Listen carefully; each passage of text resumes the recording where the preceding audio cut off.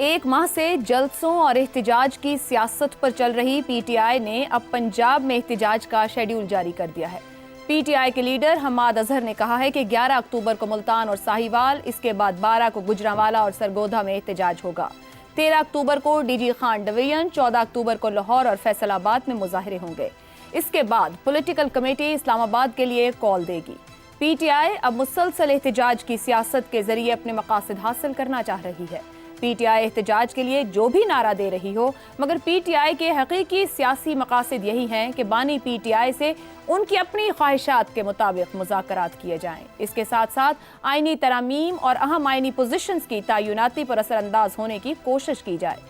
بانی P T I نے نومبر 2022 میں بھی اہم ریاستی پوزیشن کی تقرری پر اثر انداز ہونے کے لیے احتجاج اور جلسوں کا راستہ ہی اختیار کیا تھا۔ اس وقت بانی پی ٹی آئی خود اس احتجاج کو لیڈ کر رہے تھے، مگر وہ اپنے مقصد میں کامیاب نہیں ہو پائے۔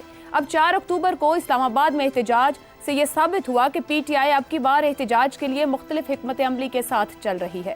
کارکنوں کو اسلام آباد ڈی چوک پہنچنے کا نعرہ دے کر علی امین گنڈا پور جس طرح احتجاج سے ہی غائب ہو گئے، اور پھر پی ٹی آئی کے چیئرمین بیرسٹر گوہر نے پی ٹی آئی کے پارلیمنٹیرینز کو احتجاج میں شامل نہ ہونے کی ہدایت کر دی۔ اس سے صاف ظاہر ہو رہا ہے کہ پی ٹی آئی اب لیڈرز کے بغیر کارکنوں کے دم پر احتجاج کرنے کا ارادہ رکھتی ہے۔ کیا کوئی سیاسی جماعت لیڈرز کے بغیر کامیاب احتجاج کر سکتی ہے؟ دوسری طرف حکومت اور انتظامیہ کا واضح موقف ہے کہ اب معیشت کی ترقی کا راستہ روکنے کی اجازت کسی صورت نہیں دی جائے گی۔ وزیر خزانہ محمد اورنگزیب کے مطابق حالیہ احتجاج کے باعث ملک کو یومیہ 190 ارب کا نقصان ہوا ہے، یعنی 4 روز کا احتجاج اور ہر روز 190 ارب کا نقصان۔ ایسے میں حکومت کے پاس پی ٹی آئی کے احتجاج سے نمٹنے کے لیے کیا کیا آپشنز ہو سکتے ہیں؟ کیا احتجاج سے پہلے شہروں کو کنٹینرز کے ذریعے بند کر کے موبائل فون سروسز اور انٹرنیٹ کی سروس معطل کر کے اس مسئلے کا حل نکل سکے گا؟ کیا موجودہ سیاسی عدم استحکام حکومت کو سخت آپشنز کے استعمال پر مجبور کر سکتا ہے؟ اسی معاملے پر گفتگو رہے گی۔ پینل میں ہمارے ساتھ ہیں زیغم خان، شہزاد چودھری، حماد غزنوی اور افتخار احمد صاحب۔ آپ چاروں کا شکریہ۔ پروگرام کا سوال آپ سبھی کے لیے۔ پی ٹی آئی کا احتجاجی شیڈیول پھر جاری، گنڈا پور کے اسلام آباد پر دھاوا بولنے کی دھمکی، عدم استحکام کی کوشش۔ کیا آئینی ترامیم اور اہم آئینی پوزیشنز پر مرضی کے فیصلوں کے لیے انتشاری سیاست جمہوری حق ہے؟ افتخار صاحب، احتجاج جمہوری حق ہے، ملک میں آئین اجازت دیتا ہے، مگر جس طرز اور جس ڈھب پر سیاست ہو رہی ہے، یہ انتشاری سیاست من مرضی کے فیصلوں کے لیے اس طرح کا دباؤ صوبوں سے اٹھ کر ریاست اور وفاق پر ڈالنا جمہوری حق ہے؟ سوال بنیادی وہ ہے جو ہم سننے کو تیار نہیں ہیں۔ میرا موقف یہ ہے کہ یہ سیاست نہیں کر رہی، یہ فاشسٹ اپروچ رکھنے والے لوگ ہیں۔ سیاست میں لین دین ہوتا ہے، ڈائلاگ ہوتا ہے، یہ ڈائلاگ میں یقین نہیں رکھتے۔ یہ کہتے ہیں کہ جو یہ کہہ رہے ہیں وہی ڈائلاگ ہے اور وہی مان لیا جائے تو بات آگے چلے گی، اگر وہ نہیں مانا جاتا تو بات آگے نہیں چلے گی، اور یہ بہت خوفناک رویہ ہے۔ کیا ملے گا ان کو؟ جس صوبے سے یہ آئے ہیں اس صوبے میں کون سی ایسی ترقی ہوئی ہے 12-13 سال میں جو ان صوبوں میں نہیں ہوئی جہاں پہ بقول ان کے اچھے لوگ حکمران نہ تھے؟ اگر یہ کمپیریزن مجھے یہ بتا دیں تو میں ان کے اس احتجاج کو تسلیم کرنے کو تیار ہوں کہ یہ احتجاج جمہوریت کی خاطر کر رہے ہیں، جمہوریت کی بہتری کی خاطر کر رہے ہیں۔ میں نے تو رویے دیکھنے ہیں۔ میں نے کبھی ایسا کوئی احتجاجی جلوس نہیں دیکھا تھا۔ پی این اے کی تحریک جو سب سے بڑی تحریک میں کہتا ہوں، اس سے بڑی تحریک پاکستان میں نہیں چلی ابھی تک۔ میں نے تو نہیں دیکھا کہ اس میں ٹیئر گیس لوگ اپنی جیبوں میں سے لے کے آگے ہوں، لوگوں نے فائرنگز کر دی ہوں بلا وجہ، لوگوں نے لوگوں کو اکسا کے مارنے کی کوشش کی ہو، اور شرائط رکھی ہوں کہ ہم اس جگہ پہ بیٹھیں گے، دعویٰ دیں گے تو نیلا گنبد کی مسجد میں دیں گے، نیلا گنبد کی مسجد کے علاوہ شہر کے کسی حلقے میں نہ جلوس نکالیں گے نہ جلسہ کریں گے۔ یہ اس سے سیاست نہیں ہے۔ اس کا نقصان اب یہ ہو رہا ہے کہ یہ کوئی اور رنگ لے رہی ہے. ریاست کے پاس حل کیا ہے؟ ریاست کے پاس حل یہ ہے کہ وہ آئین کا احترام کرے، جو پاکستان کے ملکی قوانین ہیں جو اس قسم کے حالات میں استعمال کیے جانے چاہیے ان کو استعمال کرے، اور چڑیا کو مارنے کے لیے توپ کا استعمال نہ کرے. چڑیا کو مارنے کے لیے توپ کا استعمال کر رہی ہے؟ استعمال نہ کرے.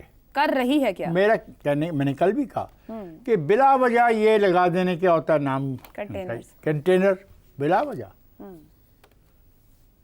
ہم جیسے لوگ بھی متاثر ہوتے ہیں جن کا کوئی قصور ہی نہیں ہے، اور پھر آپ کہتے ہیں ڈائیلاگ کرنے نا. کریں کیا؟ جس طریقے سے وہ آتے ہیں، جس طریقے سے وہ آ رہے ہیں، جب پورے ریسورسز لے کر ایک صوبے کے پہنچ رہے ہیں، کیونکہ دیکھ چکے نا پہلے ایک وقت میں حکومت دیکھ چکی کہ جب وہ بیٹھ گئے تو اٹھانا مشکل تھا. اگر اتنے ریسورسز کے ساتھ وہ ریڈ زون میں یا آپ کے دارالحکومت کو چوک کریں گے تو پھر کیا کریں گے؟ جب وہ پہنچ جائیں گے پھر کیا کرے گی ریاست؟ تو پھر تو ریاست وہی کرے گی جو ریاست کو کر رہے ہیں. تو پھر آپ کیا چاہ رہے ہیں؟ میں تو کہہ چکا ہوں کہ میں وہ تو کلیش سے بچنے کے لیے ہو سکتا ہو کنٹینرز کھڑے کرتے ہو کہ آمنا سامنا ہی نہ ہو. نہیں، اس کا بھی ایک کنٹینر کھڑے کرنے کا بھی ایک طریقہ کار کو ہونا چاہیے، کتنے کھڑے کرنے چاہیے اور کتنے نہیں کھڑے. ویری گڈ، یہ بھی ایک سائنس ہے. نہیں، سائنس ہے بالکل. Governance is a science to preempt جو ہے. اور اتنی بار گورننس کرنے والوں کو یہ سائنس نہیں سمجھ آ سکی آج تک. میں اس بحث میں الجھے بغیر، آپ کو عادت پڑ گئی ہے کہ اصل جو چیزیں نہیں. میں نے تو حل پوچھا تھا، آپ کے پاس حل نہیں. میں تو حل دیا ہے کہ آئین اور قانون کے تابع ٹھیک ہے اپنے تمام اختیارات استعمال کریں.